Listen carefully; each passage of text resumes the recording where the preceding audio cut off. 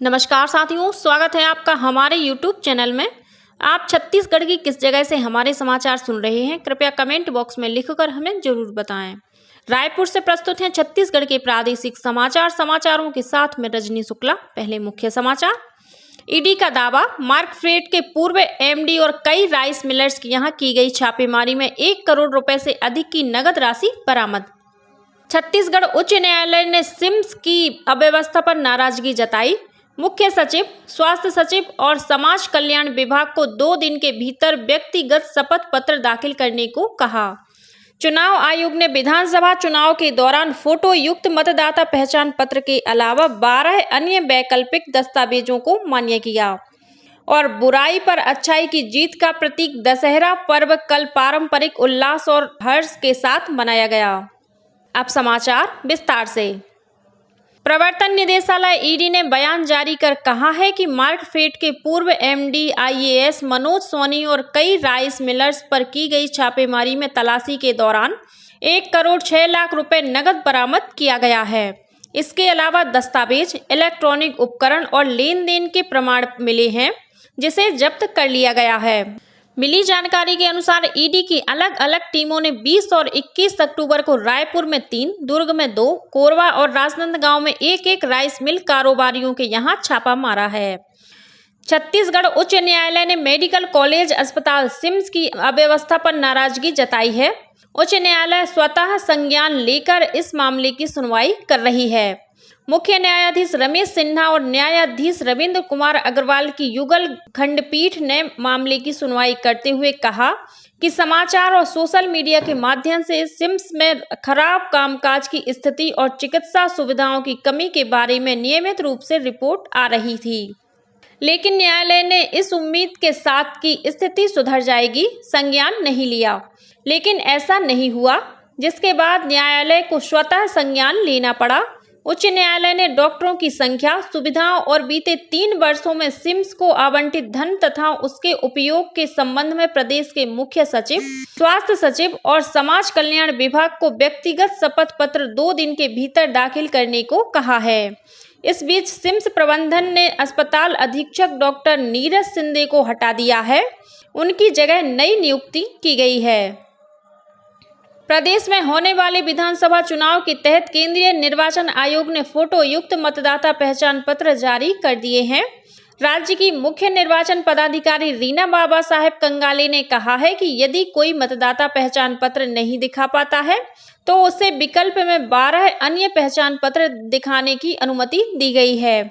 इनमें Aadhaar card, MNREGA job card, driving licence, PAN card, भारतीय passport, photo युक्त पेंशन दस्तावेज, केंद्र या राज्य सरकार अथवा लोक उपक्रम और पब्लिक लिमिटेड कंपनियों द्वारा अपने कर्मचारियों को जारी किए गए फोटो युक्त सेवा पहचान पत्र, बैंक या डाकघर द्वारा जारी फोटो युक्त पासबुक, स्मार्ट कार्ड, स्वास्थ्य बीमा कार्ड, सांसदों, विधायकों और विज्ञान परिषद सदस्यों को जारी किए गए सरकारी पहचान पत्र के अलावा केंद्रीय सामाजिक न्याय और अधिकारिता मंत्रालय द्वारा दिव्यांगजनों को जारी यूनिक डिसेबिलिटी आई कार्ड्स शामिल हैं। मतदाता इनमें से कोई भी दस्तावेज प्रस्तुत कर मतदान कर सकेंगे। राज्य में आदर्श आचार संहिता लागू होने से लेकर 23 अक्टूबर तक की स्थिति में 30 करोड़ 52 लाख 32 हजार रुपए की अवैध धनराशि तथा वस्तुएं जब्त की गई हैं, जिनमें 8 करोड़ 13 लाख 43 हजार रुपए की नगद राशि शामिल है। उल्लेखनीय है कि राज्य में विभिन्न प्रवर्तन एजेंसी के माध्यम से धन और वस्तुओं के अवैध परिवहन तथा संग्रहण पर कड़ी नजर रखी जा रही है। प्रदेश कांग्रेस अध्यक्ष दीपक बैज ने कहा है कि प्रदेश में यदि कांग्रेस की सरकार बनी तो हर किसान का एक बार फिर से कर्जा माफ किया जाएगा। वहीं अगले 5 सालों के दौरान 15 लाख लोगों को रोजगार दिया जाएगा। साथ ही जातिगत जनगणना भी करवाई जाएगी।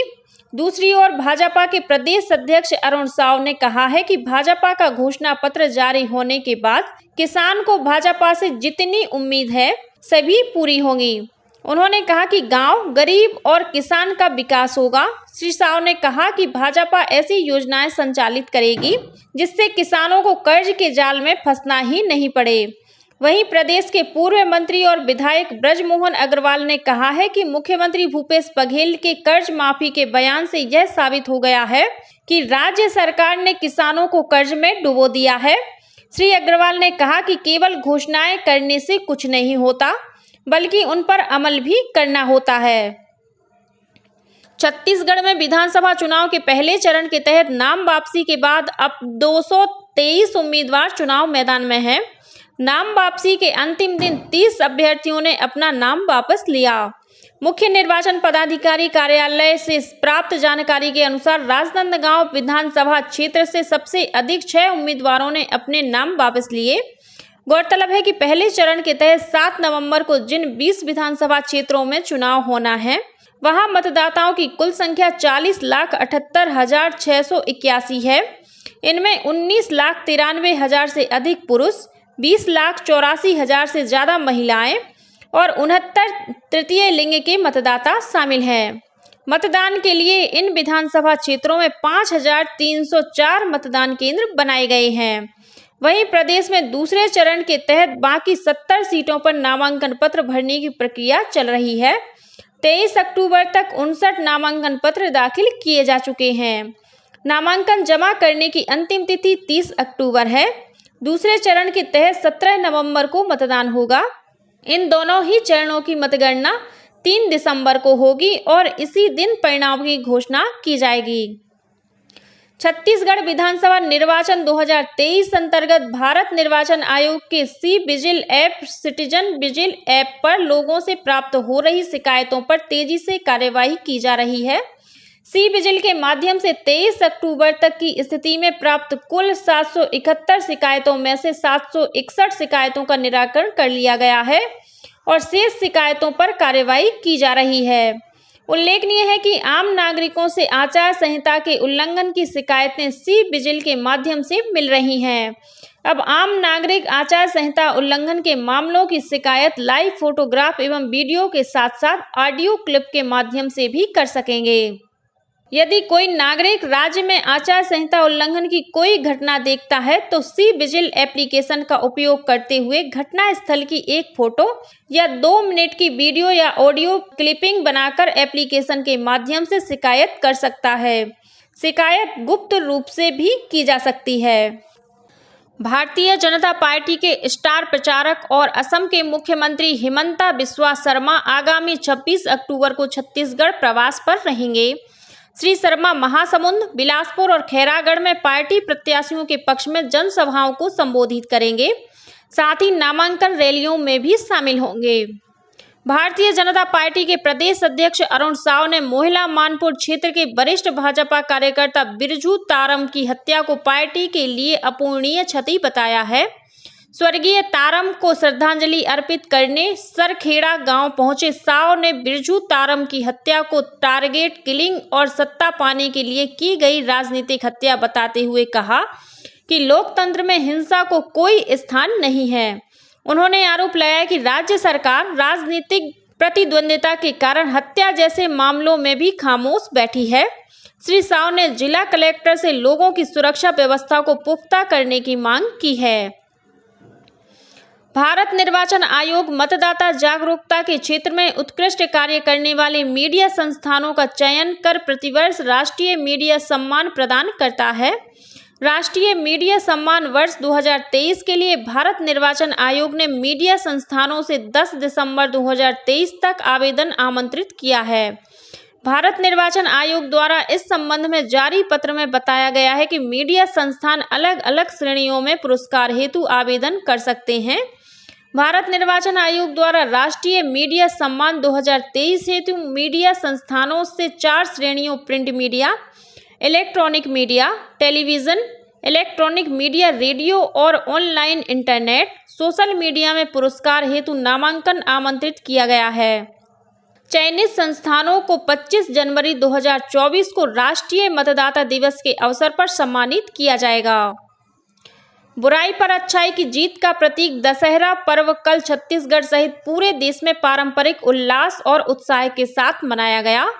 इस अवसर पर रावण, मेघनाथ और कुंभकर्ण के पुतलों का दहन किया गया। वहीं राजधानी रायपुर सहित प्रदेश के सभी जिलों में दशहरा उत्सव का आयोजन किया गया। राजधानी रायपुर की WRS कॉलोनी और रावण भाटा मैदान में विशेष आयोजन किया गया। दशहरा पर्व के मौके पर कल रायपुर, राजनांदगांव, रायगढ़ सहित प्रदेश के विभिन्न थानों, चौकियों और शस्त्रागारों में रखे शस्त्रों की साफ सफाई कर विधि विधान से पूजा अर्चना की गई। वहीं रक्षित केंद्र जगदलपुर में बस्तर पुलिस और सुरक्षा बल के सदस्यों ने शस्त्र पूजन के साथ मां दुर्गा और मां दंतेश्वरी की पूजा अर्चना की। राज्यपाल विश्वभूषण हरिचंदन कल राजभवन में आयोजित शस्त्र पूजन और हवन में शामिल हुए। इस अवसर पर उन्होंने देश और प्रदेश की सुख समृद्धि की कामना की। उन्होंने राजभवन परिसर में विधिवत शस्त्र पूजा की। उन्होंने राजभवन सचिवालय के अधिकारी और कर्मचारियों को विजयादशमी की शुभकामनाएं दी। इस अवसर पर राज्यपाल ने कहा कि असत्य पर सत्य की जीत का यह त्योहार हमें अहंकार और अधर्म का नाश करने की सीख देता है। हमें दशहरे के इस पावन पर्व पर सत्य की राह में चलने का संकल्प लेना चाहिए।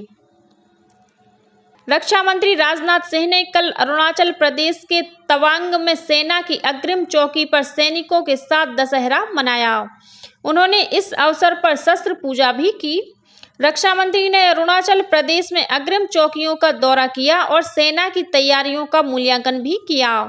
उन्होंने देश की सुरक्षा सुनिश्चित करने के लिए सीमा पर कठिन परिस्थितियों में तैनात सैनिकों की दृढ़ भावना, अटल प्रतिबद्धता और अदम्य साहस के प्रति सम्मान भी व्यक्त किया। उन्होंने कहा कि पूरे देश को सशस्त्र सेनाओं के प्रति गर्व है और संपूर्ण राष्ट्र उनके साथ खड़ा है। अपने संबोधन में उन्होंने सशस्त्र सेनाओं के वीर जवानों की सत्य और न्याय के प्रति निष्ठा को विजयादशमी के पर्व की भावना का सजीव साक्षी बताया। रक्षा मंत्री ने तवांग युद्ध स्मारक का भी दौरा किया और 1962 के युद्ध में वीर गति प्राप्त करने वाले शहीद जवानों को श्रद्धांजलि अर्पित की। विश्व प्रसिद्ध बस्तर दशहरा पर्व के तहत कल रात भीतर रैनी की रस्म अदा की गई। इस रस्म में 8 पहिए वाले 2 मंजिला विशालकाय रथ में मां दंतेश्वरी के छत्र को रखकर विधि विधान से परिक्रमा कराई जाती है। इसके बाद रथ को दंतेश्वरी मंदिर के सामने सिंह ड्योढ़ी पर रोककर उसमें से माई के छत्र को रथ से उतारकर मंदिर में रखा जाता है और रथ को सिंह ड्योढ़ी पर ही छोड़ दिया जाता है। इसके बाद इस रथ को चोरी कर आदिवासी कुम्हड़ा कोटा के जंगल ले जाते हैं। इससे पहले बस्तर दशहरा के तहत सोमवार रात को मावली परघाव की रस्म अदा की गई। इसी के साथ छत्तीसगढ़ के समाचारों का ये बुलेटिन समाप्त हुआ। नमस्कार।